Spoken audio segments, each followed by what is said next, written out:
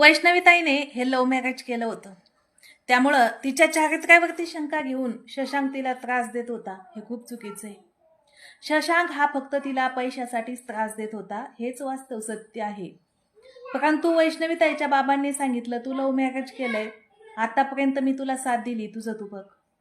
पण मुलींनो, मला तुम्हाला एकच सांगायचंय, अगदी मित्रमैत्रिणींनो, तुम्हाला सगळ्यांना मला एकच सांगायचंय, ज्यावेळी आपल्या आयुष्यातील एक रस्ता बंद झाला ना, तर हजारो वाटा देव खुल्या करत असतो. अजिबात घाबरायचं नाही. मुलींनी तर अजिबात नाही. सासरी त्रास होतोय, माहेरी तिथे स्नान म्हणतायत, अजिबात घाबरायचं नाही. एखाद्या तलावाची जेव्हा आउटपुट पाणी बाहेर पडण्याचा मार्ग बंद केला जातो, त्यावेळी तो तलाव वाहनं सोडत नाही. तो हजारो वाटा अशा निर्माण करतो आणि तिथून वाहायला सुरुवात करतो.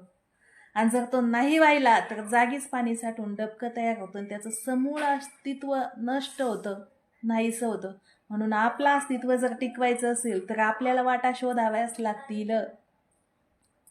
जीवनाची लढाई ही आपण आपली स्वतः लढायची असते. माणसं फक्त सल्ला द्यायला असतात, पण प्रत्यक्षात लढाई ही आपल्यालाच लढायची असते. आणि या लढाईमध्ये खचवून चालत नाही. Life is struggle. जीवन हे संघर्ष आहे. हा संघर्ष प्रत्येकाला करावाच लागतो.